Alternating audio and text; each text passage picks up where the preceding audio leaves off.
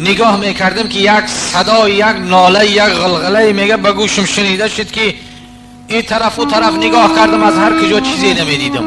ناگاه نگاه کردم که درهای آسمان کشاده شد، همونطور یک خیمه نورانه سفید از آسمان به زمین آمد. جبرائیل علیه السلام در زمین در بالای قمستان بود. خیمه آمد، در اوج حضرت آدم صفی الله، حضرت شیس، حضرت نوح همه جمع بدن. آمدن به مجرد که پا را در دشت کرب بلا در بالای قم و بیابان نهادن، جبرائیل آواز کرد که بیا، گفت مرحبا بک یا آدم صفی الله و الصلاة و السلام علیک یا صفی الله. حضرت آدم صفی الله نزدیک شد به درون خیمه، از خیمه بیرون شد. این 49 نفره به مثل مرده خوابیده بودن. میگه من میدیدم. آدم قبای سبز بر تن داشت، به میان خمیده، بریش سفید با اشک ریزان. وقتی که نزدیک شد قدم هاش چنان میمان که میگه خیال میکردم که حاضی به زمین میافته یا زمان دیگه. با حضرت شیس و حضرت نوح نزدیک شد، آمد میگه سر حضرت امام حسین از تغاره گرفت، میگه او را بوسه کرد و لعنت بر این کشندگان تو.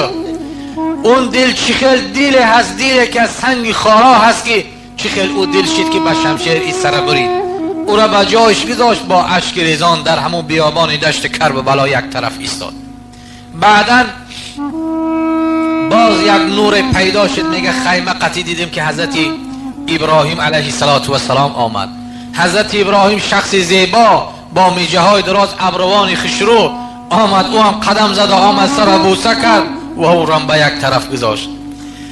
پیغمبران همه یک و یک پی هم آمدن میگرفت تا اخیران که حضرت عیسی علیه السلام آمد. حضرت عیسی هم آمد سر بوسه کرده به یک طرف گذاشت. حضرت عیسی جوان 33 ساله یاش بودن. بعدن میگه همه عدد پیغمبران را کسی گفته نمیتواند که اگر چنده که کتاب های اغلق 24,000 میگن، اما این تحقیق نیست، اما این حقیقت.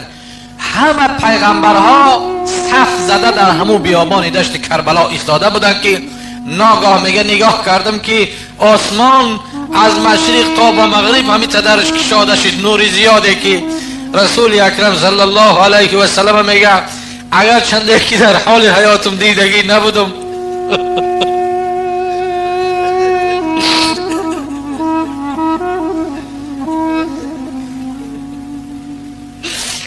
رسول الله صلی الله علیه و سلم از طرف راستش علی رضی الله تعالی عنه، از طرف چپش دیگر صحابه ها بودن. حضرت خدیجه مادرمان، حضرت فاطمه زهرا از قفای رسول اکرم صلی الله علیه و سلم آمدن.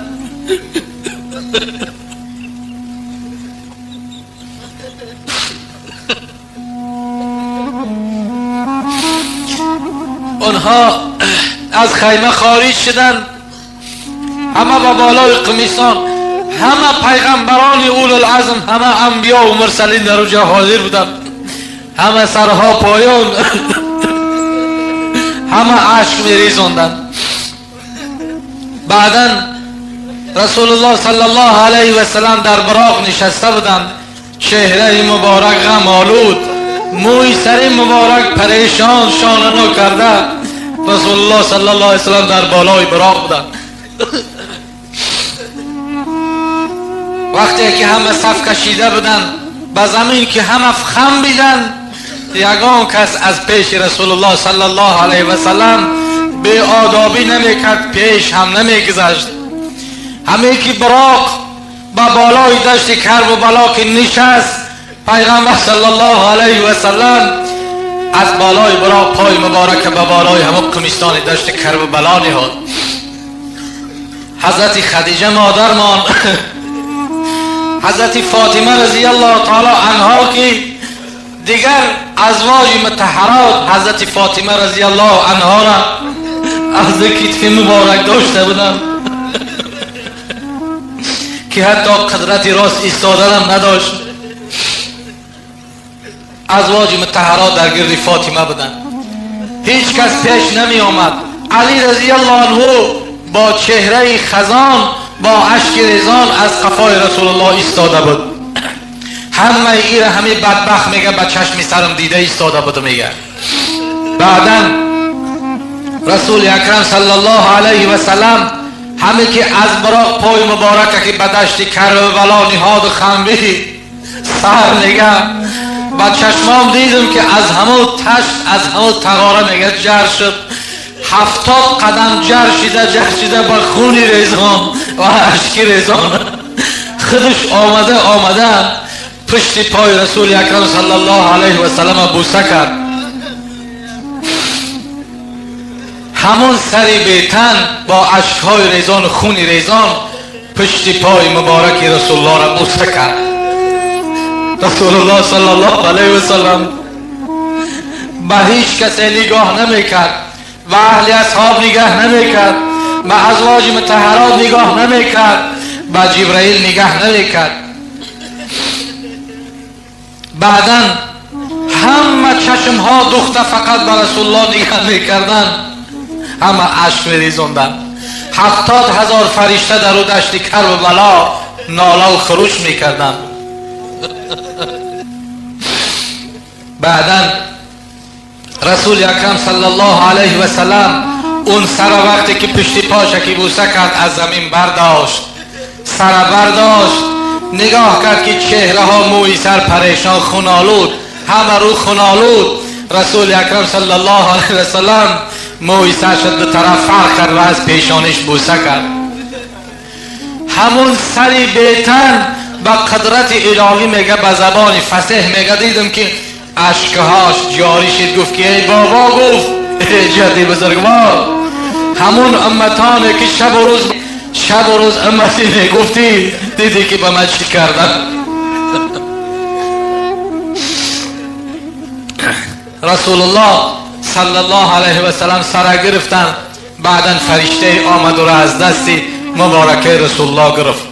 پیغمبر صلی الله علیه و سلم دورتر رفتن و یک کرسی در اوج فرشته آورد. پیدا شد که پیغمبر بر او کرسی نشسته بود. پیغمبر بر او کرسی نشسته بود.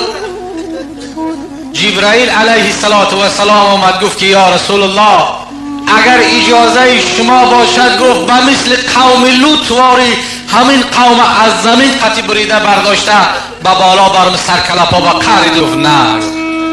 رسول الله گفت نه، این واقعی هست که در حالت خردسالی اونها جبرائیل به من خبر دادگی بود.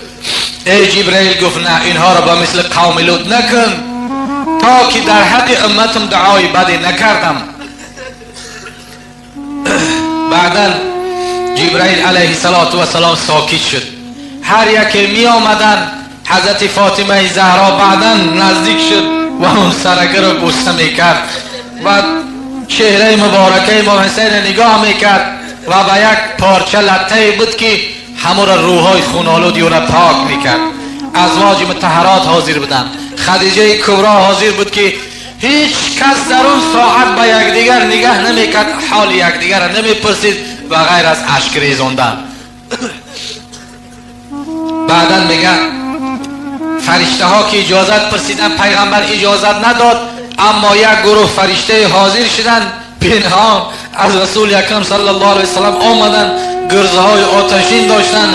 همه 49 نفره که 50 نفره که ما بوده میگه خواب بودن مست. هر کدام شکی یک گرز به بالاش که میزد میگه یک مش خاکی سر میسوخت.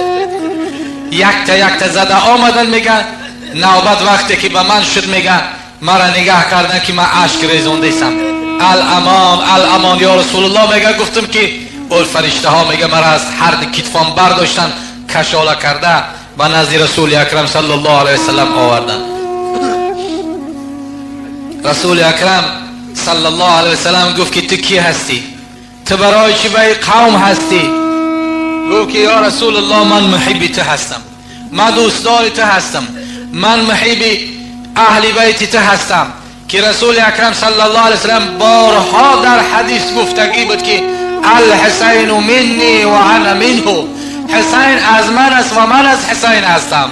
پیغمبر صلی الله علیه وسلم من احبه فقط احبنی و من ابغضه فقط ابغضنی. پیغمبر میگه حسین از من است من از حسین هستم. من احبه، کسی که حسین دوست بدارد او مرا دوست داشته است، و من ابغضه فقط ابغضنی، کسی که حسین بد ببینه او مرا بد دیده است. بعداً رسول اکرم صلی الله علیه وسلم گفت که تو در همون حالت بودی؟ گفت که بودم. تو در همون حالت بودی که تیرباران کردن فرزند مرا؟ گفت که بودم. تو در همون حالت بود که سری مبارکه را جدا کردن؟ گفت که بودم. گفت برای چی مدد نکردی؟ 70 نفری از یاران حضرت امام حسین شربت شهادت چشیدن، اما تو چی؟ به خاطر دنیای 5 روزه، به خاطر که تو وظیفه‌دار هستی، به خاطر پول حرام و منصب، تو از بحر همین فرزندی مگذشتی؟ بعدا رسول اکرم صلی الله علیه وسلم نگاه میکرد، یک تشت در پیش پیغمبر بود که پر از خون سرخ بود. گفت که نمی خون فرزند من است. گفت هر یک قطره او را فرشته ها جمع کرده آوردن. گفت بعدا او را گفت که از نزد من دور بشو. گفت از نزد من، گفت دور بشو که من تو را دیگر نبینم. از نزد پیغمبر صلی الله علیه وسلم میگه دور شدم. وقتی که دور شدم میگه سحر که خیستن 49 نفر که خاکستر دیدن، در اونجا عهد بستن که در یگان جایی را قایل نشین نگین، در یگان جا در بین مردم نگین که تا که مردم رو به اسلام نیارد. گفته از اما وقتش کافر منافق کار شمی بود.